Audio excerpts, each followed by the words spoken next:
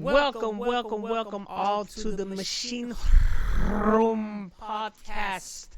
I'm your host, Nostradamus, and also along with me is your other host, Hammer of Venus. And today is Happy Juggertine Day. And in case you're lost, today is the day that I dropped the Juggernaut Bitch onto the internet, and it also falls on Valentine's Day, so I called it Happy Juggertine Day. It was also the YouTube anniversary. Which is crazy. That means they're 1 year older. They're 16 years old today, which means they were 1 year old the day that you uploaded that. It's crazy. How did I upload it on the... I didn't even know that was a day. Like, I thought they came out like a couple months earlier. It was the whole year. No idea. New idea. I had no idea it was like that. Yep. So that blew my mind. I'm trying to do something here. Just I want to ask people, like, can you hear me? Am I good? I need to make sure the sound's here. We're all good. Look, we're starting off good right now. We got like 7 viewers up here in the Twitch machine room. That's good. That's a new high for us. I'd like to thank Dre Pitts, and Spen Dog for everybody being here. Thank you very much. And yes, happy Juggertine Day to you guys. Yes. I no idea I shared it with YouTube. That's crazy. The connection. And thank you for the new followers for Dre Pitts, Spin Dog, Pain is a Beast. Thank you. You got it right. Pain is a beast. It is. Dro saying, Nat's over here celebrating the 1 year YouTube anniversary with the Juggernaut Bitch video. You're welcome, YouTube. Yeah. It's funny because people just associate the Juggernaut Bitch with YouTube. It's like they go hand in hand. It's like they came out at the same time, but they didn't. Yeah. The 1 year difference. I always tell people, like, when I put it out there on the internet, I didn't just put it on YouTube. I put it on every single like video streaming website that was out there. So there was YouTube, Vimeo, Dailymotion, and there was some other one. I think it was like all over the place. But YouTube was the one that just like, really got all the attention and it blew up. Well, let's talk about that. Like, what were you doing before you did the Juggernaut Bitch video? The wrestling stuff? The wrestling, the XBW happened during high school. And that was just something me and my friends did. Had a good time. I recorded it. And it was just, there was no sharing online. We would watch videos online of other like backyard wrestlers and stuff like that, and was just learn from them and be like, oh, we want to do this, we don't want to do that, that's some crazy white boy shit, stuff like that. But yeah, I never thought of it like putting my shit out there on the internet, and so that was like years before the Juggernaut Bitch. I was just doing my own thing. I remember asking for a computer basically so I could start editing stuff, and the first thing I edited, it was the wrestling videos. Yeah, I remember like being able to capture it and then edit some into episodic shit, and out of that was just other stuff like AMVs and whatnot. But I don't know, I don't remember if I did anything like really serious until maybe I started seeing these videos on the internet of Old School Afternoon and the Fensler dubs, which were the G.I. Joe PSAs. And I found those hilarious. They're still hilarious. Like those age so well that they're timeless. They are. And they was so inspirational to me. And I was just like, yo, this would be fun to just dub something. So I did it. And it wasn't even Randy wasn't the first one. I had another friend and I had a Kung Fu Hustle. And I was like, hey, come on, let's dub a couple of these scenes right here. So we did. Mm-hmm. And I guess it was like my test run. And that was pretty fun. So you saw me, I just turned to walking. And that was pretty fun. You know. So I thought maybe one day when Randy was around, hey, wanna dub something? I was like, hey, you wanna dub this? You wanna dub something? And he's like, yeah, sure. And he's just like there playing video games. And the first thing that just popped up was like, oh, I got these X-Men stuff because the Phoenix Saga was like the greatest, Right. the greatest fucking. I remember that when that happened. I remember that was the biggest thing. It was fucking a big event. It happened in a week, so they gave it every day. I remember my brother, who was way older than me, he was like, "Hey, do me a favor, record these episodes for me." Like even Mm-hmm. him, who was already like in his 20s, wanted to see the Phoenix Saga. It was that big. It was huge. It was huge. It was the biggest fucking thing that ever happened in that series. So when the internet happened and there was finally this file sharing, you could just get anything. And so I got my hands on the Phoenix Saga. And I just popped that in. I was like, all right, how about we dub this? And that was the first thing you see on the video of the Juggernaut Bitch, and the first words that come out. It was exactly what he said when the video started. And we just laughed so much. We were like, all right, we're going to run with that and just go. And like, how much stuff had you edited by that point? Like, had you edited lots of stuff, or was that like one of the first things you edited besides the wrestling stuff? No, I believe I edited lots of other stuff. I've edited like way before too, and starting in high school. In Mm-hmm. high school is when I really started editing stuff. Well, I wouldn't say every year because not in freshman year, but when I got into what's after freshman, junior, right? Yeah. In junior year, I was part of this program in the high school I was in called the MSTA, which stood for Math Science and Technology Academy. So it was a school within a school. We were the first ones because I found out like after we graduated, they just went and made like nothing but schools within the school, and every floor was like a school. It was some crazy shit, but we were so successful that they just went on with it. So I had this one teacher. Her name is Miss Mohammed, and she was the greatest. She was the best teacher I've ever had, best teacher there ever Mm-hmm. will be. We had the same teachers throughout our whole high school years. Right? If I started in freshman year, I would have had them throughout all 4 years, but I only had them throughout all 3 years. She was our English teacher. She had this cool thing where whatever books we read of the year, at the end of the year, she thought it would be fun. Like, all right, so I want you to go and adapt them into some kind of film. And we'll have this film festival and we'll watch it and we'll give awards at the end. Nice. So my eyes like got big. I was like, oh shit, let's go. This is my chance. So I got with my classmates and we just went for it. I remember the first thing we did was based on Harrison Bergeron. And I don't even have a copy of that one. That one, I think I do. I don't know. It wasn't good. It wasn't my best work, It was like a first try because I've never really done it. This was actually the first time I did it. Before that, I was like, as a kid with toys, and I have some with me just toys, like, hey, and trying to Right. do edit. Or I had one where I used like my action figures and the spaceships and my nephews to make this dope ass sci-fi little shit, and I wish I could find that. I probably do got in some little, those VHS-C tapes back in the Yeah, day. the little ones.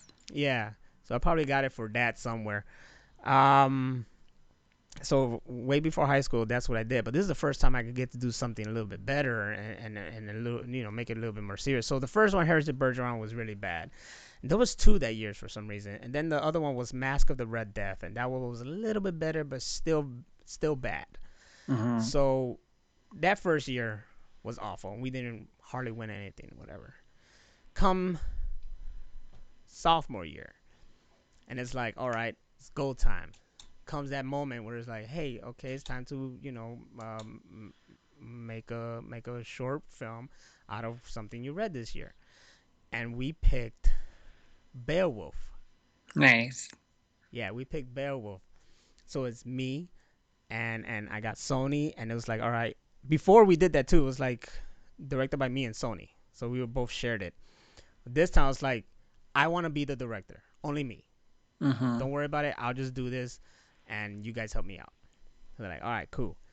So, and then I was like, but I'm not gonna do a direct. I Hollywooded, okay. And I remember I showed this before too, and I got it like I re-edited as well when I got my computer. I think that's the first thing I did actually, not the XPW. Was this? I re-edited when I got a Mm-hmm. computer and was able to capture.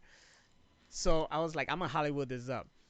Beowulf is like this, he's a descendant kind of shit, and Grendel is still going after the bloodline or whatever, and this kid is destined to fight against Grendel, and it was on some like Highlander shit too. It was just it was just like some reason for us to like, we want to fight, we want to do choreography like crazy.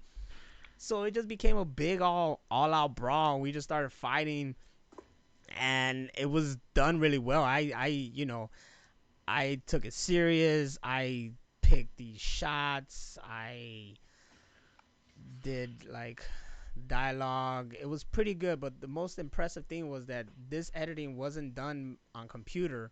I did this VCR to VCR. I used to do that too. Um, Yeah. I used to record all the South Park episodes, and then I re-edited them VCR to VCR without commercials, and then I put them in order by chronological. Damn. So, and then I even printed out like labels so you could put it in and watch like the first season, and then the second tape was the second season. You had a whole project there. Shit. Yeah, that was That a was big pretty one. good. All I did was like record wrestling stuff. And it was like the SmackDown before pay per view, the pay per view, and the Raw after the pay per view, and then that's it. I still got a whole box of all that bullshit there. So the VCR to VCR, it's not an easy fucking trick. No, It's not. I had and a you double lose VC. quality too. Yeah, it would like if you kept rewinding or whatever, you fuck it up and shit like that. Yeah. And it was on this double VCR thing that I don't even know how I got that. Like, it was just a two VCR deck on there, and I figured it out. And I think I learned it from who knows what, because I was highly inspired by Robert Rodriguez, and he is like till this day one of my favorite directors of all time. Anything he does, I'm all for it. I don't care what he does. I'm so inspired by his like just gun ho style. I'm doing this my way, whatever. Like I'm a edited the music of it and write it. Just Mm-hmm. his one man crew kind of kind of thing. And he's Latino, so that was inspirational as well. So I think it was through him that I learned he edited via VCR. It had to be through him. So that's how I did it. We shot that. It was a big like I put like I Hollywooded up. It was good music with choreographed fights. Sony was very freaking athletic, and he was able to do flips. So I used that to our advantage. Showed it. People liked it, but there was the other group of people who didn't, and these were mostly the chicks, and they were like, that was just fighting, you know. It was just a whole bunch of guys, and they were just fighting and stuff like that. It was nothing. My teacher freaking loved it, and we ended up just like sweeping the awards. We Wow. won everything: best director, best cinematography, best actor, best supporting actor, best picture. It was just like we swept, and that really pissed off all the other people who like thought their work was better. But that stuck with me, how they said like, oh, it's just fighting, it's not enough anything, no story, blah blah blah blah. So I was like, okay, next year I got you guys. come senior year, it's time. It's go time. Pick pick a project. We picked this short story called Escape. All right. And I'm like, all right, I'm gonna focus on the writing on this. I'm gonna have I'm gonna have them act very well, and I'm gonna have a girl fight. You know, they Yeah. were talking about it's just guys and blah blah. It's like, okay, I'm gonna have a girl fight. I'm gonna go Josh Whedon on this motherfucker. I'm gonna make these girls look badass. And I'm not even gonna be the main star. I'm just gonna be the director, and I'll have like this little supporting part, but I'm gonna be focused behind the camera. And then because we blew up the year before, everybody wanted to be in our team.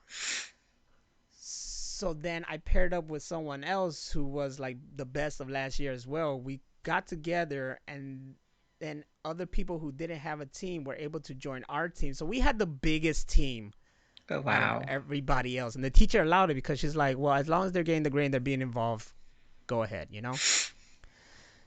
So we did this. It was called Escape. It was basically kind of my like Matrix like kind of thing.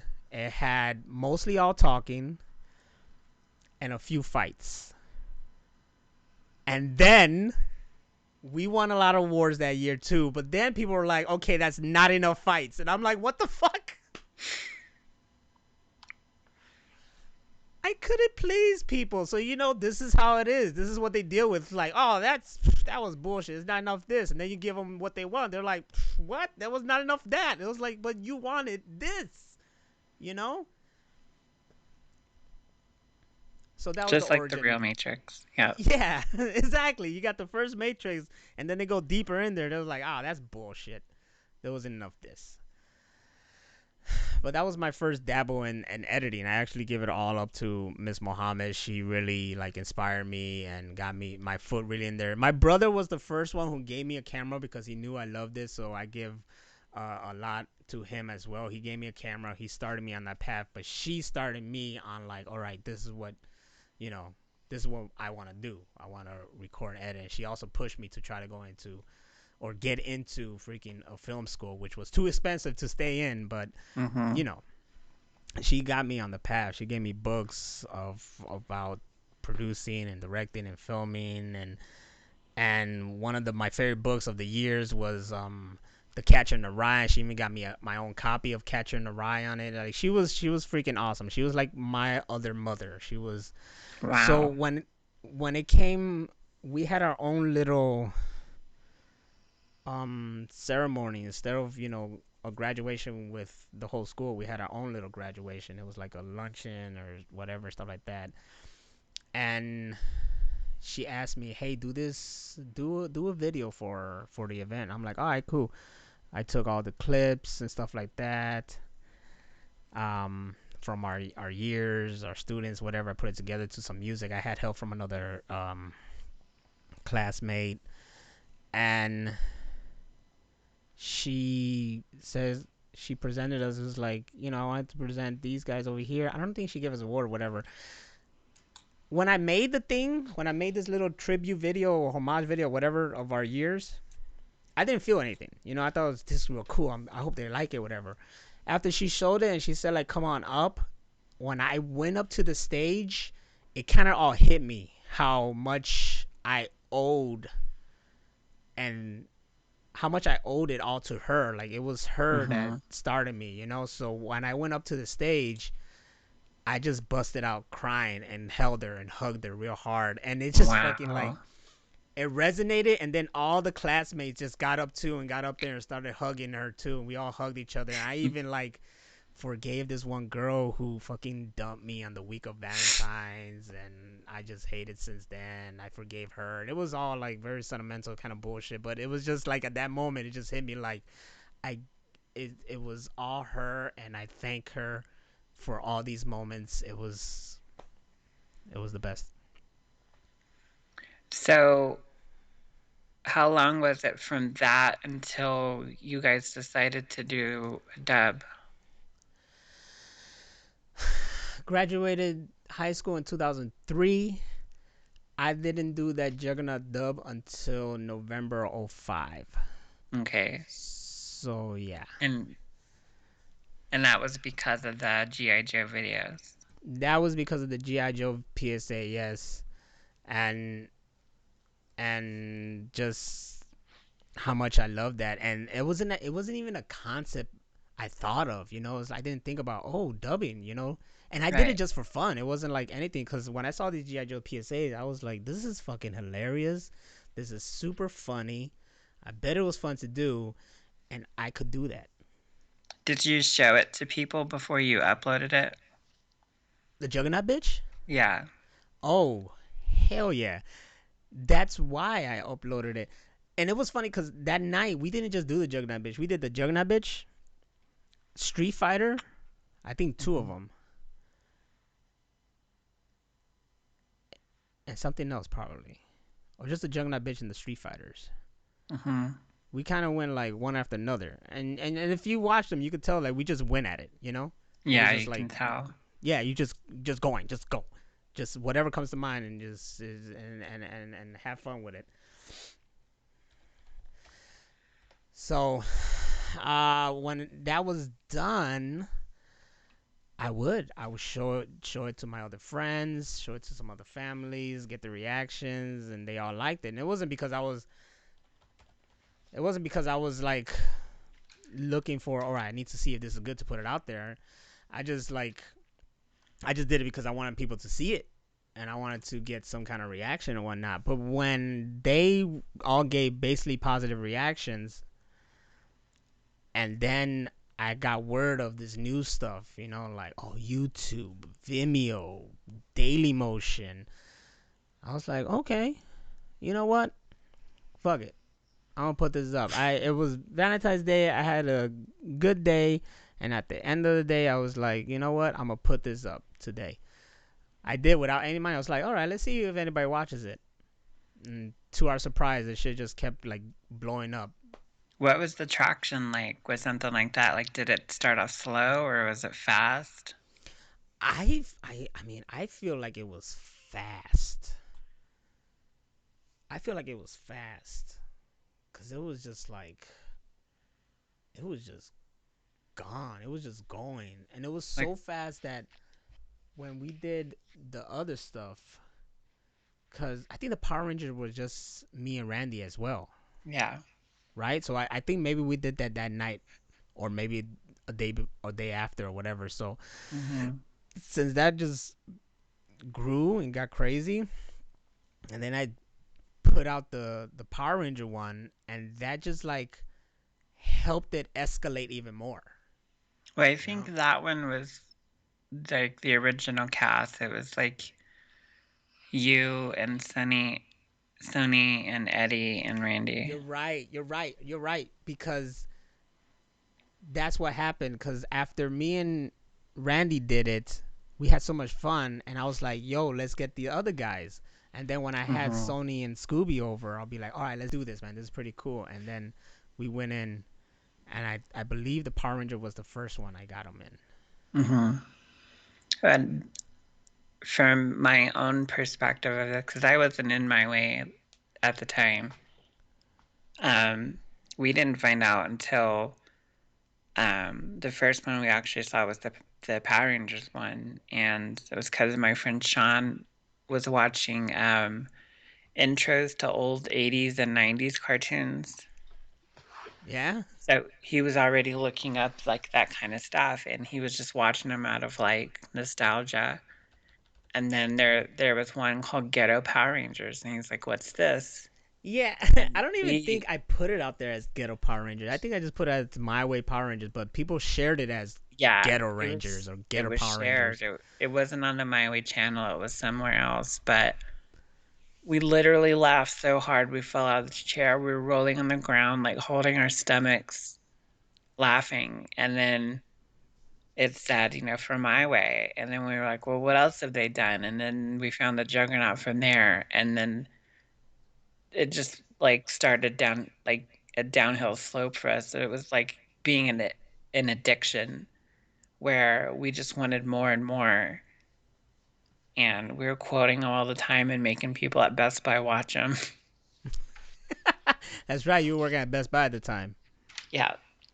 So we're like, here, watch this, and people are like, what is it? It's a cartoon. And I'm like, just watch it. And it's funny because it was an acquired taste too. I felt Right. because we went pretty extreme. People either was introduced through the Juggernaut Bitch or the Power Ranger dub, and either or was very very extreme. You know, Mhm. the Juggernaut Bitch was highly just making fun of like fucking rape jokes, and Power Rangers was just like making fun of stereotypes and race and shit. Yeah. And I always thought like, especially when it came to the Juggernaut Bitch, like, oh man, nobody who is a woman, no female is gonna find this entertaining. And that's when these college students asked us for an interview, and there were Hmm. two females, and we're like, all right, cool, and we did it. And then I took the chance and I asked them, like, so why do you like it? Because we're surprised that you like it, and you're Right. interviewing us. You know, why do you like it? Because we're making rape jokes, and they're calling this girl a bitch the whole time, and they're gonna fuck her and blah blah. And their response was like, we get it because you are you are pointing out what you see, Right. the image, what you're seeing. You got woman dressed in like latex, tied up, sexualized, and all these men also in latex, Hmm. strong as hell, just surrounding her, sexualized. It was all this stuff there, and it made me think like, wow, like subconsciously, I guess we were getting it, and I'm glad that you see that because I remember showing one. I don't think it was that one, but it was to a friend's sister, and I think it was the Spider-Man one, and that one is a little bit Hmm. too fucking crazy. You know what I'm saying? Yeah, that one's bananas. And she was not enjoying it. So that made me think like, man, I guess. So, and I remember other people watching the Juggernaut Bitch, and they showed to other people, and they were like, yeah, this person is like, they don't like that you making rape jokes and blah blah.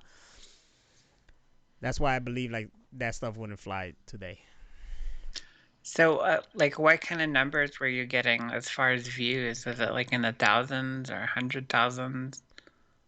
Definitely in the 100,000s very soon. It Wow. it hit. I think for us it hit million. I think it hit million for us. I'm sure it did by the end of the year. I don't remember Hmm. because So you it can took a find. while to get to 1 million. Yeah, yeah, I believe so.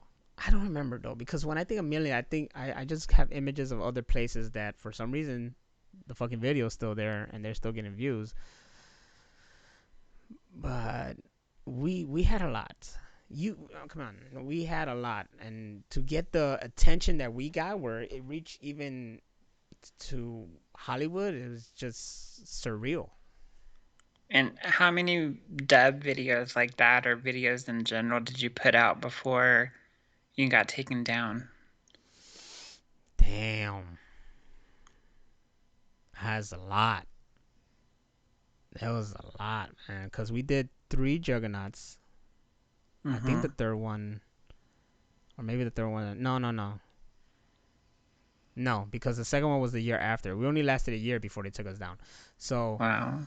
there was the Juggernaut, and of course the Spider-Man. There were two. The Power Rangers. I don't even know if there were two Power Rangers at that time. Then the Ghostbusters, Ninja Turtles, Street Fighters, the Son of Prince. There you go. That one. That was the one that we did Hmm. that night as well. There were because that was just me and him too. Yeah, Yeah, and those are probably two of my favorites. yeah. Keep forgetting about those. And that's a big number. And it was funny because at the end of that year, I was already gonna push away from dubs. I was like, I'm done with this because I don't want to be just known for this. I don't want to be just focused on this. I want to show. I want to do shorts. I want to do sketches. Hmm. And in a way, it was like the universe answered it because they were like, all right, bam, and it just fucking took me out. And it wasn't even the Juggernaut that was attacked. The first thing attacked was my Avatar AMVs, and it was by Viacom. They What were happened? they were the catalyst. It was by Viacom. Viacom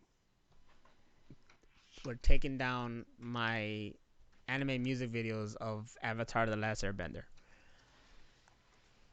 Didn't you had one for Naruto did too, Yep. didn't you? Yep. Because that became the intro for the Naruto dub. Yeah, that's true. Yeah, that's right. We did Naruto dub. Okay, so we did that year too. Yeah. See how many shit? Man, we did a lot of stuff. And you used to have a different website back in the day. I just remember it used to be like a bunch of numbers and shit.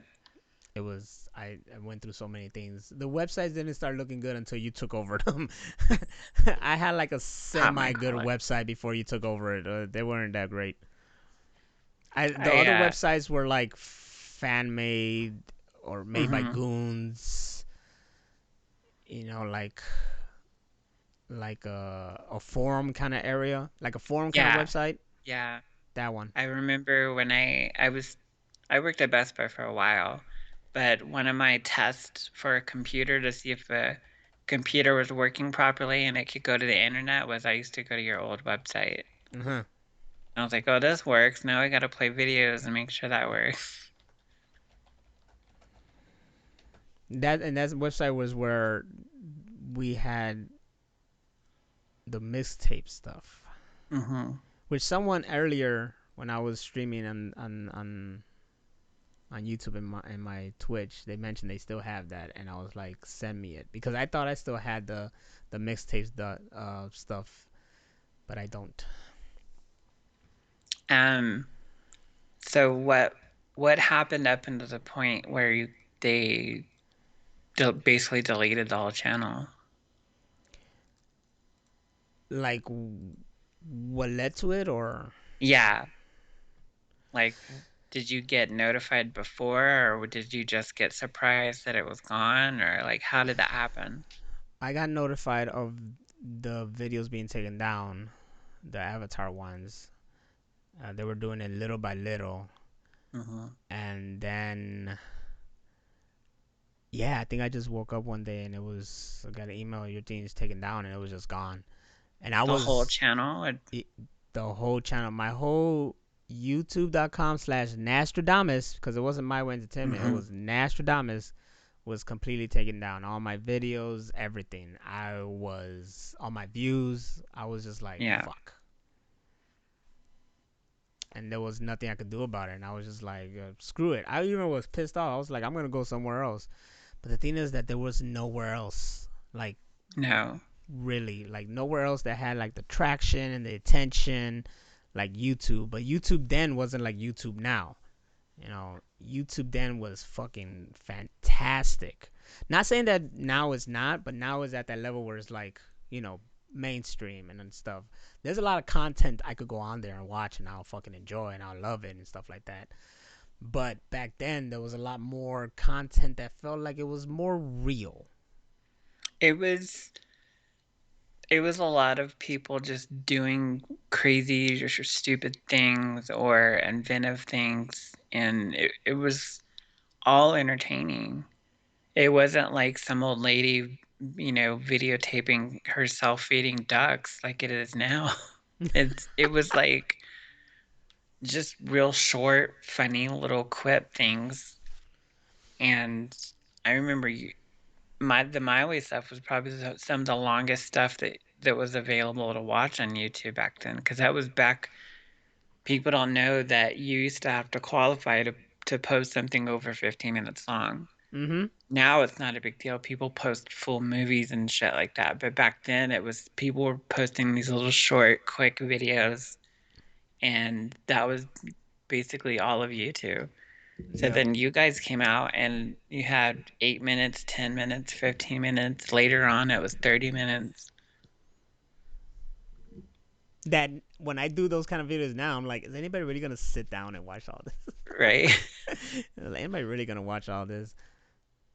It's true, and I remember when back then there will be like the most watched shit, and we will be there. It felt good Yeah. sitting there. You scroll through, and then you see me and Randy just sitting down. It's one of our fucking chilling videos, or Ask My Way videos or something. And it was like, hey, we're there on the top page. And it was just filled with like video bloggers, and Yeah. that was cool. And that's why I did my whole video blogging stuff with my friends.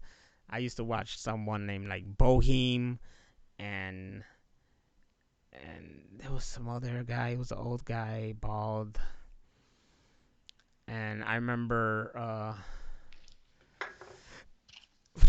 what's this guy? He's blown up now. Like, damn it, Sexy Phil or something like that. Shit.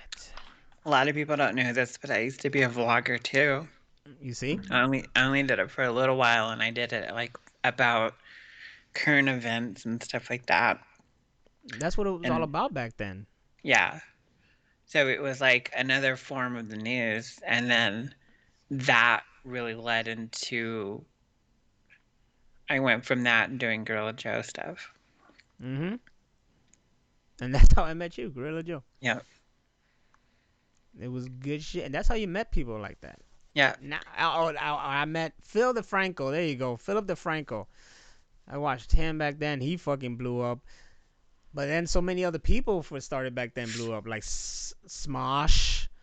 mm-hmm. And I remember there was the Chocolate Rain guy. He was big then. What's that guy's name? I forgot. He's just a Chocolate Rain guy to me. I forgot his name. Tavon something? Tavon Day. There you go. Yeah, Tavon Day. It was all Chocolate Rain. It was funny because even when people talked about that, it was like the big YouTubers. You would talk about that, and Juggernaut Bitch. It was just like I was Yeah, in there in the mix of all these other ones. and what's fucked up is they always get recognition. Like there was the South Park episode where they had all of those people on there, and it was like, okay, where's my way? They were all in the mix of all of those people, and we just don't get the recognition like that, except for something in X-Men 3. But even that doesn't even get like that much recognition unless you listen to the audio commentary. Yeah, and then we're in the one X-Men movie hated the most, Yeah, and it's the hated. it's the worst Besides, one. besides like what was the first something the first prequel X-Men, like people hate that one too. First Class. I like First First Class, Class. yeah, that one. I like First Class. I was seeing recently because of all what's going on in MCU and all that shit. I was seeing recently people talking about, all right, here's how you watch the Fox X-Men movies, and it's like X-Men X2. They'll have First Class in there somewhere too, but they'll go X-Men X2 and then Days of Future Past. Yep. Everybody always just skip over X3. And then it's like I've always got this feeling, like my feeling is like, you know what, you right, but there is that one little special moment in that movie that I really love. So had you guys already been taken down at that point, or was it before that? No, it was after that because the X Men movie came out sometime in the summer, right? Yeah, Yeah. it's more like a summer movie for sure. So it came out most of the summer, and we were still there on Mm-hmm. YouTube and whatnot. But I think because of that attention, and because there was so much, this is my conspiracy theory, because of the attention, because there was so much like views and whatever to it, they probably went and attacked it and got it like taken out. Because it was me, and then there was the Snakes on the Plane line. Those were the two Right. big freaking lines that they were like, oh, the internet affecting Hollywood, and it was I'm the Juggernaut Bitch, and the Snakes on the Plane shit that they both got just added into the movies. So did you see it yourself, or did you hear about the line being in the movie? I wish I didn't know about it. I wish I didn't know about it, and I went to the movie and I saw it and experienced it. I wish, What but was that like? but it was so big that I found out way beforehand. Like it even hit the news, you know. Yeah. Like I found out. So when we went to go Wow. see the movie, and it happened, it was just surreal. And I think I heard some people go like, "Yeah," they cheered about it. Yeah, they And I did when I saw it too. and I think Randy like screamed like, "Yeah!" But it's surreal, and it was like, "This is great." And that's it.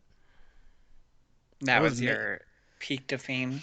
That was my peak. That was my 15 minutes right there. It was like, hey, that's it. It was so much attention. It got interviewed by Entertainment Weekly magazine, MTV, online.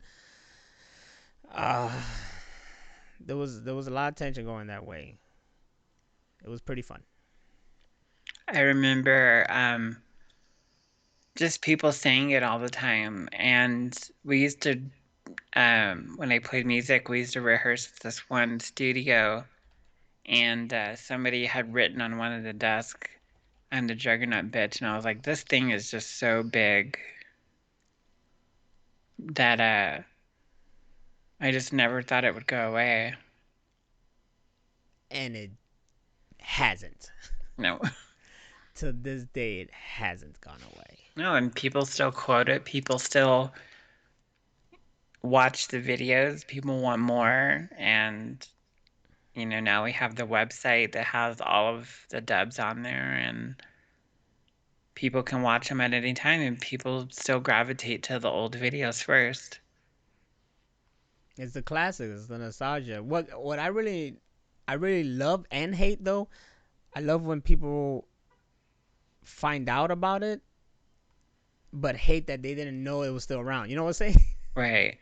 It's like, oh shit, you guys got more blah blah. It's like, yeah, man, we do. It's like I love it. Now they get to experience all this. Their day just got made because they're like, oh shit, a whole bunch of new content. There's so many. Yep. But I'm also like hate because it's like, damn it, man, you should have been keeping up. Should have been keeping up. Just saying, like we didn't, because most people think that we're gone and we disappeared and whatever. It's like it's not really true. We're not very active over this whole fucking decade.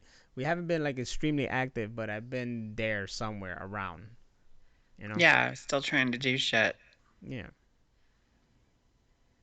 It's not hardcore as it was back then, because back then it was like, all right, this is it. This is it. We're gonna, this is gonna be my thing, and I'm gonna do something out of it. But as I tell people, life gets in the way and it just becomes a thing. Like I do it now because I just really fucking love and enjoy doing it, and I want to do Hmm. more.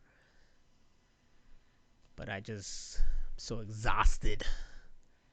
You see, that's the thing. It's been 15 years, and it went from you guys being a bunch of like basically kids doing the shit for free and putting it out one after another.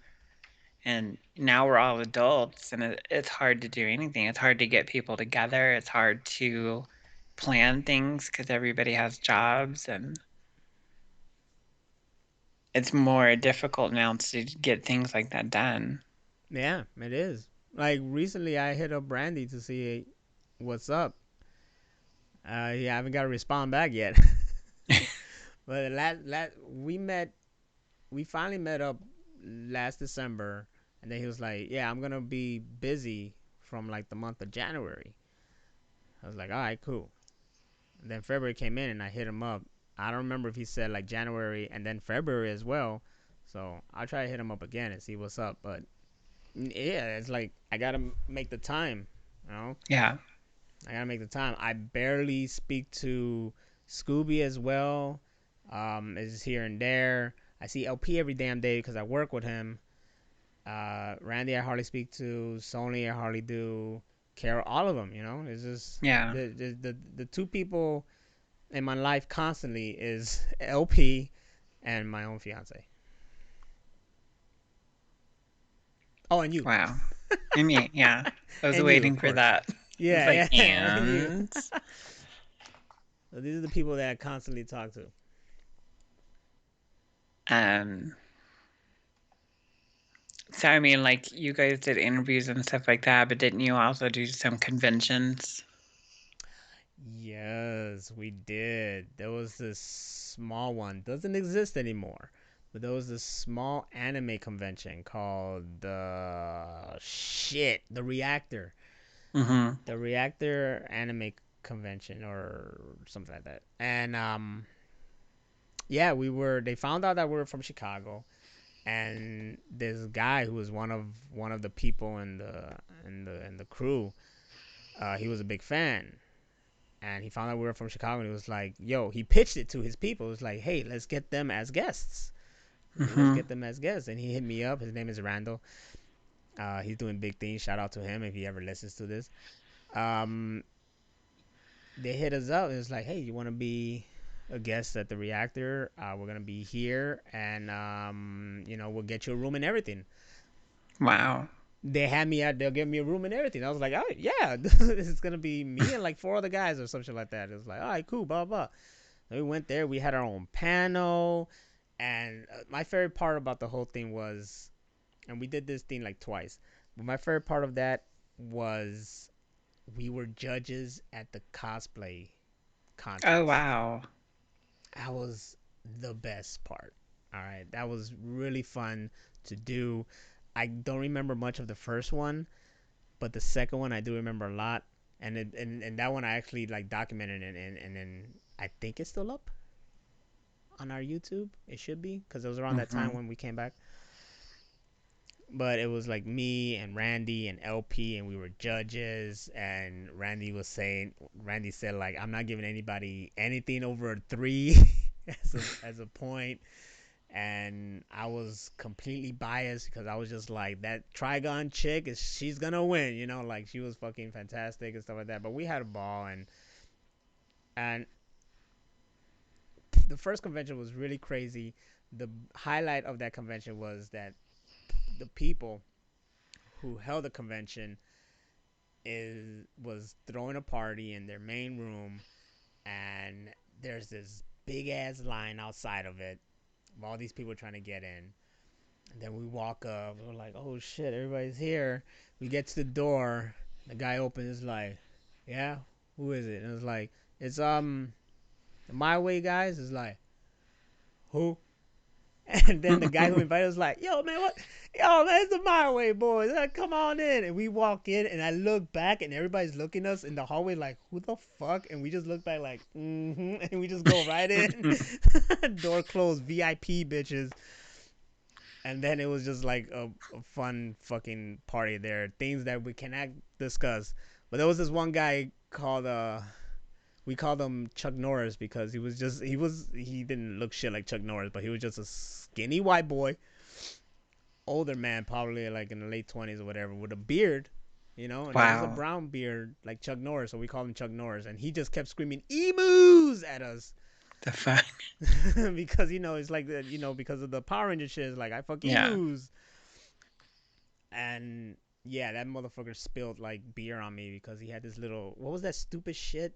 It was like this ball, but it shook. The party ball? Oh man, I think it was like a part. It was in party ball, but it was like a toy. It was some kind of toy that was like, and it just shook. It had little Oh, points. toy. I don't know. I know Yeah. the party ball was like a ball of beer that you could buy. Oh no, no, that would have made more sense. But no, this Yeah. guy had this one thing. He was just running around with it, and he was like, "Hey, check this out! Oh shit!" And he had a beer in his hand too. And that shit just spilled over me, and I Oh. was like, "Huh, great guy, thanks, Chuck Norris."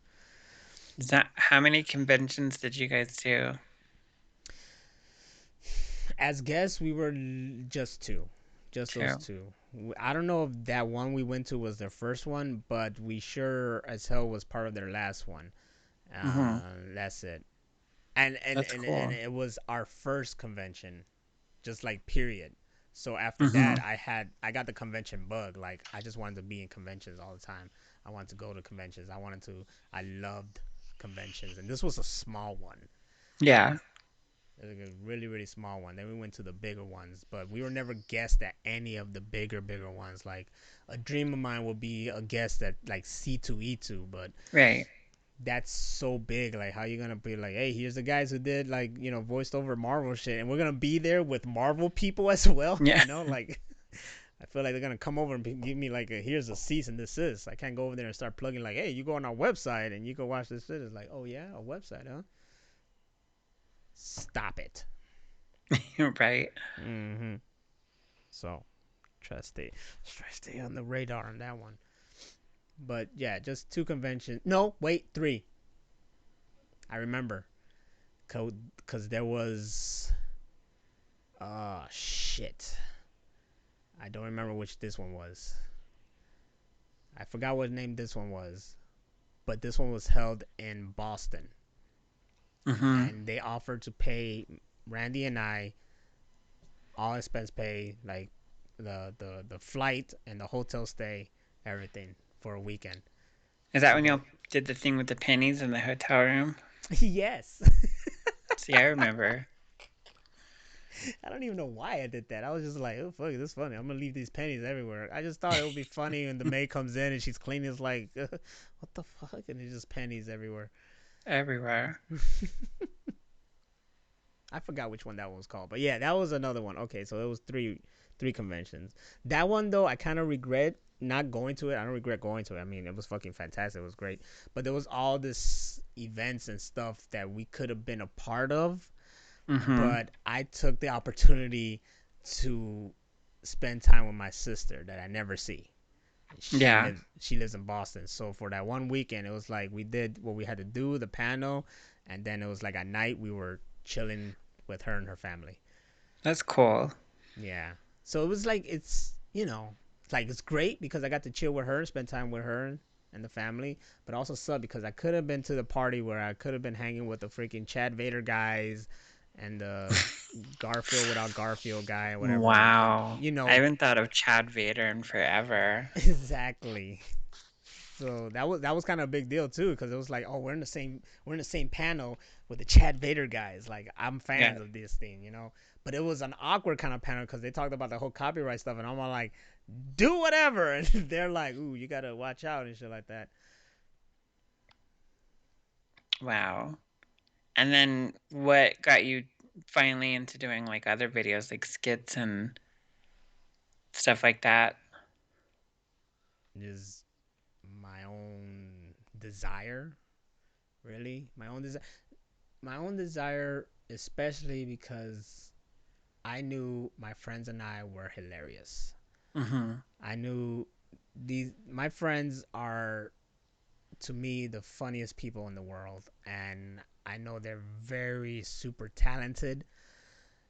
So maybe it was during the video blogs and how silly we acted, whatever. But I was just like, let's just do something. I want to do some short films because that's what I did in high school, and I want to do some sketches because we're kind of funny, especially when LP came into the mix, and he's just like a hilarious dude. It was like I helped him do sketches for his high school classes that got him like passing all the time.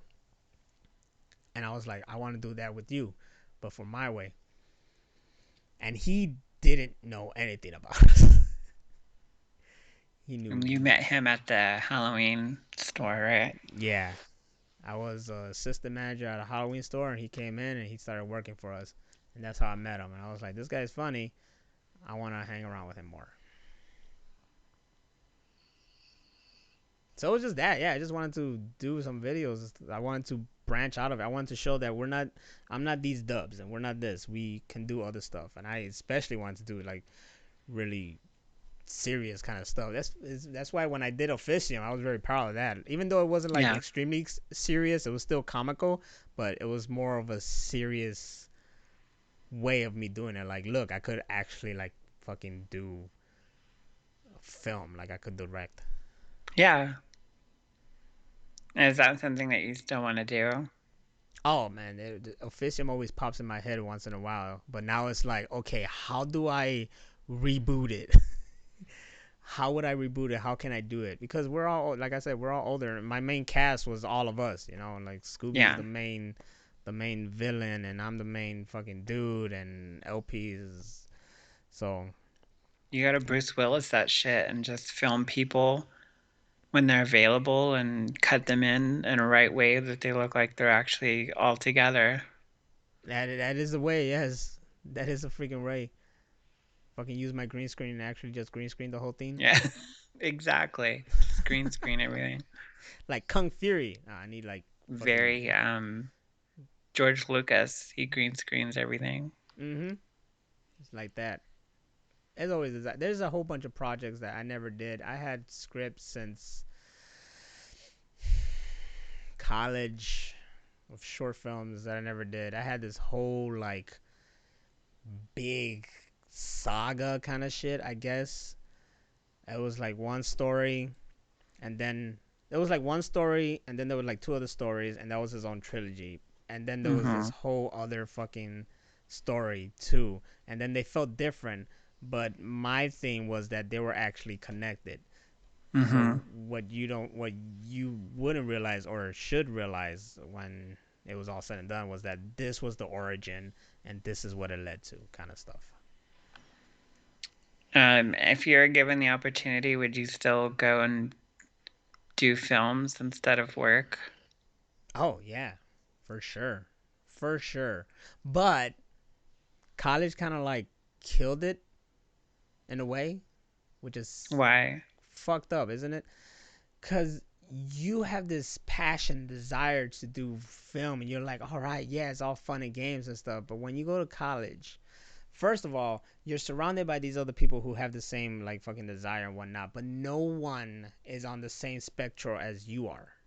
Right. Unless, in my opinion, no one was on the same spectrum as I was in. They all wanted to be. I remember there was one cool guy. He was cool as shit, and I could have probably done shit with him. Um, I remember even after I stopped going to college, like he hit me up one time. He's like, "Hey man, come and hang out at the bar." But I wasn't about that life then, you know. I was like, "Yeah man, Yeah. sure, whatever." And then I never hanged out with him. But he was kind of cool, and he wanted to be like David Lynch, you know. Right. He wanted to make those kind of movies that back then I knew of him, but I was like, that's not who I really like digging. You know, now I respect David Lynch more, but back then I was like, yeah, no, not really, because I was all about like, yo, I want to be like Robert Rodriguez and John Woo. You know, that was the kind of movies I wanted to do, something fun, action packed, blah blah. So every time they told me to write like a treatment, it would be like something, and it would lead to action. That was my whole mindset back then, and nobody around me was on the same wavelength. Everybody wanted to be Mhm. some artistic blah blah, something like that. It was all yuppies and shit like that. I just didn't feel a connection to anyone. And I met this one dude while I was working the mailroom in college. Um, fuck it's for oh come on. Oh okay, I remember his name now. Some dude named Sam. And he was a Puerto Rican, and he was way older than me.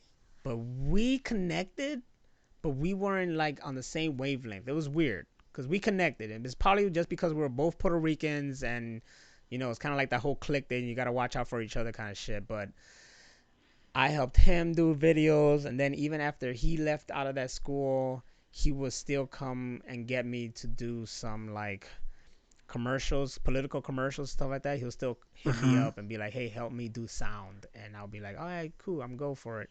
But we never got the click because he wanted to do. He like left and worked with like reggaeton artists and helped them do documentaries and music videos and other bullshit, and that was never like my forte. He wanted to do more documentaries, and he was more about the community and whatnot. And I'm just like, yo, I just want to get some friends together and make fun movies, you know. So it was never on that wavelength. It wasn't until I stopped going to college and I just started making videos with my friends, and it just that's where my love came back, just making those, because college was Mhm. killing it for me. There was too much politics, there was too much this and that. You gotta make sure you got this, you gotta make sure you got that, you gotta make sure you got this right. And I was just like, just give me the fucking camera and let me film, you know. Right. Just give me the camera and let me film. I'm worried about light, then get natural light or just figure something out. As I grew older, I realized how light is important and stuff like that. But still, like it's different now because we have digital cameras, so light is Mhm. easier. You know. Yeah, would you have directors like Michael Mann and what's the Brazilian guy? But they do all natural light. Like they do very minimal lighting, almost none, and they just use the natural light because the cameras and film and stuff like that are so sensitive now that you don't have to be lit like you used to be. Mhm. Yeah. And I had to start off with fucking 8 millimeter films. Right. That's how they started me out. It's like, oh, you gotta learn the old ways before you learn the new ways. And I'm like, and I didn't even get into it until the second year. So you see, how like the love for it was like slowly dying. Like Yeah. first year is like you gotta do these prerequisites. I'm like, all right, whatever. Then the second year is like, all right, you're in, but you gotta start with 8 millimeter, which was an interesting experience. And I have those films that can never be seen because I never freaking uh, converted them. Converted. Yeah, they're just 8 millimeter films there, and I made three short ones. They were pretty good. There was one that was hilarious that involved my nephew and Scooby, and them fighting over the last slice of pizza. I It think I was saw that. it was really really good, but no one can see these, and I was mad because I was like, I just want to go digital because I know everything's digital. Cutting and pasting eight Mm-hmm. millimeter films was not fun. Not fun. That's literally cut and paste. The term cut Right. and paste came from that because you're going through the film, you're looking through this little fucking device, each fucking film, each fucking shot, and then you gotta use that little Cut knife, it. cut it, Yeah. and then put the tape to paste it together with whatever. It was it was not a fun experience. Many nights spent at some freaking dark room doing that stuff, and It's what also got called splicing. splicing, yes, Yeah. it was a pain. The final product was cool, and watching it like that, it's like, oh snap! I just went old school, made it. But I wanted to do so much more, and it's years later that I found out that they just get you straight into that. They just cut all that shit and just straight into. Into digital. Yeah, That's the way it should be. it was but it was that transition. That was that time period that I. It's weird because I think about like, what if I started around now? You know, Right. what if I was this generation? Would it have been different? Would I blew up more? It should blew up when I was that generation because I was there. It should have been like Mm-hmm. when Scorsese and Coppola and Lucas, when they came in and Spielberg came in, they just blew it up and they all became the renaissance of that shit. And I felt like I was part of that renaissance of the new wave of internet stuff. But it was harder for me because I use a path, not a path less taken or should have been taken or whatever, while everybody else like did it the right way, and they probably had like better backing and stuff like that. Well, it's just me and my friends, and I was the one with the true passion, and my friends were just along for the ride, and I wanted to bring them with me. If we all collectively had a passion, maybe it could have went somewhere. Yeah. And do you have anything planned nowadays for any kind of videos? It's funny enough that every time there's something funny that me and LP come up with, I jot it down somewhere. I always get this like desire to make like some kind of like desire to like, oh, to go back to filming something. I have this old friend who was one of the guys with me in high school, and he's all like, yo, we should make a short film, and I'm like, yes, we should, let's do it. I have any fucking, like, if anybody came and was like, hey, let's do this, I'm like gun ho to do it. Mm-hmm. I know right now I probably have a better chance because if anything they come up and it was like, you know what, I feel like doing this, I have someone that will support me like crazy and push me to do it. Yeah. And then that's what I need. That's what I always needed. Just someone just fucking like, hey, go do this, I help you do it, and blah blah blah, and let's make it happen. That's all I need. And I mean, I wouldn't rule it out. I would love to do something. Definitely would love to do something. What I I know. do, what I do want to like kind of focus or whatever shit on is this whole Twitch thing, because I'm hoping like that'll lead to something and maybe lead to Right. me actually being able to do stuff. Because right now the only thing that's not letting me do stuff is my life. I gotta provide and live and shit like that, and it exhausts me. And I mean, I'm taking as much time as I can to do stuff like this podcast and my own Mm-hmm. streaming shit. And even then, there's sometimes when I'm just like, I just don't want to do anything. I just want to relax, you know, because Right. you just want to enjoy life, and that's the truth. Like, and this is why I like stuff. People like George Lucas and Robert Rodriguez, because they're up there, but they also seem like they just do them, you know. Yeah. They just do them, and that's all I wanted to do. I just wanted to do me. I want to do what I want, but I also wanted to do me, do it at my own Hmm. pace, my own time, my own whatever. I didn't like the whole when YouTube was like, all right, man, you could do this, but you gotta do it weekly, and you gotta be like this, like that. And I'm like, I don't like rules at all. I don't either. That's one of the probably one of my biggest downfalls is, you know, people always said like you should stop swearing and you should do it weekly, if not daily. And I was like, I don't have time for that. Like No. I'm writing, filming, editing everything on my own, and it's hard enough to do weekly. And then I tried monthly, and you just lose all your followers. Yeah, yeah, and that's what hurt my way because we weren't being very active a lot, you know. So Yeah. that lose our people, and then the thing that really hurt, and they don't know that it hurt, is when we trying to do stuff, but they kept like, do a dub. Where's Randy? Where's this?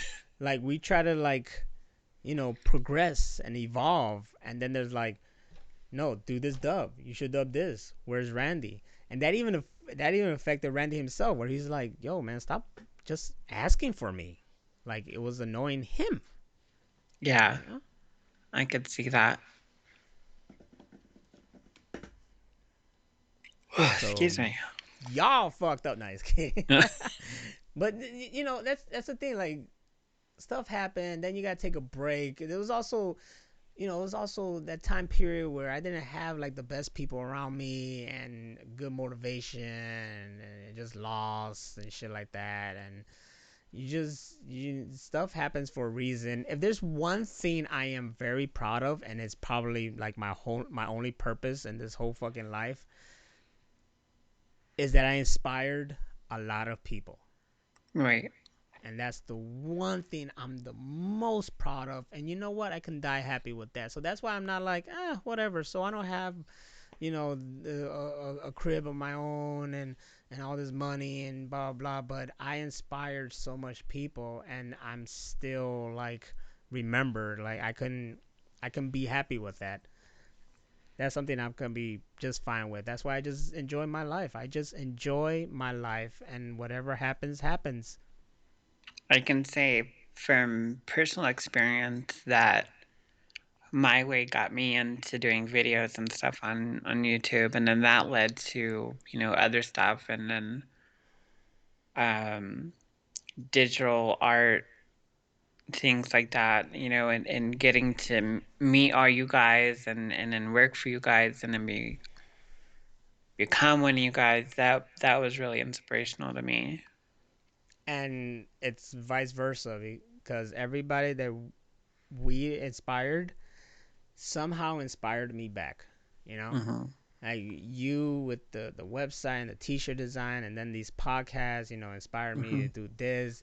And then I'm listening to these other guys who were Cybergoons as well. They got their own podcast that inspired me for more podcasting. And then you got Rex on Twitch. Twitching Hmm. inspired me to Twitch. I mean, it's just this cycle, and they're tripped out when I tell them like, "Yo, you're inspiring me." You know, Right. I'm inspiring you, and you're inspiring me. And to go along with the inspiration, the other thing that I'm totally happy with is how much our videos help people get through things. Oh, for sure. I've, you know, heard so many people say they were having shitty days and they throw on a My Way video and they're able to cope and get through it through humor or for whatever reason. Yeah, and that helps a lot, and that inspires me to just keep doing it. You know, I feel there was a time period when I was like, I'm just done. I'm not gonna do it. Why don't I just stop? My friends are not around as much. People don't want any content I'm giving them. and I don't have a desire anymore. Why don't I just stop? I never have time. Let me just stop, you know? But then I hear people like, yo, this got me through this. I love your videos so much. I grew up with this, you know. And then when I do show up, they're like, oh, it's happy to see you. You know, you're making my day. And it's just like, I can't stop. I feel like I can't stop. Like, I have this obligation to just keep bringing smiles to people.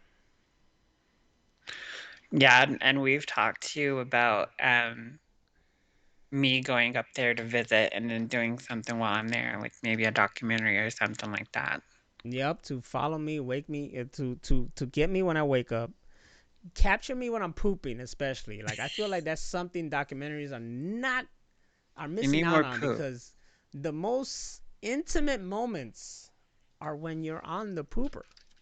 It is way more than sex. Yes, like no, I don't need you to. It's not intimate. That's not intimate, honey. Spend some time with me in the bathroom while I'm pooping, and then that's pure intimacy. So, yeah. Totally blanked out. Where can people find us? Oh, you don't know? They could find us everywhere. If you're like a big My Way fan, you can find us at mwe4life.com. Thanks Or to Hammer of Venus over here. She made it all possible that you guys can watch all our dubs there right now and completely free. Completely. This is how much we love you. Completely free. Okay? Okay, donations watch them. are like, appreciated to keep it going, but completely free. The only thing that pays for it is stuff like supporting my Twitch or supporting her Twitch, supporting Hmm. this Twitch right here will really pay for stuff like that. And then for the Machine Room Podcast, take your asses to machineroompodcast.com, right? Yep, I'm always questioning because I know this real Machine Room and then Machine Room Podcast. So go to machineroompodcast.com and you can catch everything of a Machine Room, and you can watch these videos. If you don't watch it live, you can watch it on YouTube at Real Machine Room. And also, aren't we in other places now? We're everywhere. oh, I posted this online, but it's the first time that we've said it on air, is that we're now on Audible and Amazon Music. That's right, motherfuckers. We're on Audible. That means stop looking for those books to hear read by somebody who can't pronounce Mecca right, and listen to the Machine Room podcast instead. And listen to our dumbass on the pooper though. Please. Yes. This is pooper talk right here. We're And we're going live. also on Spreaker, Spotify, Google Podcast, and Apple Podcast. That's right. And I started my own little podcast as well called Only Naz, where I didn't know what it was gonna be at first, but now it's just like my own video blog, but it's a podcast. So it's like Hmm. a it's like a blogging kind of documenting my life so That's far, cool. and I'm a little behind because I have to do some edits, but yeah, go on there and check it out if you want. You'll find me on Spotify. For sure. I know there's other places, but definitely keep up with us here at the Machine Room. I like to thank everybody, all new people, whoever you are today, man. Thank you for being here, the new followers and whatnot. If you came over from the My Way YouTube, just this is what we're on now. Yep. We're here on Twitch. We're still doing our thing. I'm very active on Twitter. Keep up there with Twitter, and you'll find everything about Real Machine Room. My Twitter is Nastradamus, Naztradamix, and her Twitter is Hammer of Venus. That should be easier to spell out. I feel like I have to spell Super mine out, easy. and we're there, we're active, and we're always talking to each other, and we're always sharing any information about the Real Machine Room podcast and any information about My Way Entertainment. And Plus, we're about to be at 60 videos or 60 episodes, so we're trying to plan something like maybe another movie that we'll watch and comment on for our 60th. So that's only not the next show, but the one after. and you definitely want to be a part of that one because that was most likely not something we could keep documented. No, that'll Yeah. be a one-time thing. Hmm. If you're not there, then it never happened. That's right, and it will only happen on here on the Twitch, which we're Yep. live Sunday nights, 9 p.m. Central. That's whatever your time. Yeah. Cause I'm not good with this stuff, and I always hate that shit. And they always pick like the two ends of the nation. I'm like, but what about the middles? Like, Yeah, they don't give a shit about mountain time or central time. motherfuckers. We are so close to 100 episodes. Yeah, Mhm. 100 episodes. We're just gonna blow up. Yeah. We're gonna. I, I'm hoping that we can start having more guests and stuff like that, and that'll help our views. I'll be good, right? You know what? Why don't we just fucking Dro? Be a guest. Yeah, be a He's guest. he's here long enough. Be a He guest, does dog. stuff, and I'm working with him um, with our comic book, which I won't name because it's secretive. But Joe is supposed to be helping us. Well, there you go. See? So, if you have any questions, please hit up the Real Machine Room Twitter. Send us any questions, comments, or anything you want us to talk about on there, and we'll be happy enough to talk about it here. Keep showing up to our freaking stream. Be a part of the show. I know today you guys were talking and we're barely, responding back to you. I really apologize. I read everything. I even typed some stuff in there, but we were really into this talk because it's really good, interesting talk, and I get really deep into this whole, I guess, career that I've had so far on the internet. It all comes down to being motivational and inspiring and keeping people happy. And Yeah, the funny thing is that as much as I say that for you guys, it's really helped me a lot as well, all the time. You guys help me all the time, and I love you, and I love you guys to death. We love you guys to death. Just keep hanging around, and hopefully we'll keep having fun. exactly. Y'all don't see this, the ones that just listening, but I have a big cheesy ass smile. He does. But thank you guys for being here. We hope to see you next week. Until then, y'all stay greasy. We are out. Bye bye now. And watch Konnichiwa, bitches. and watch that Justice League when it comes out. Justice League.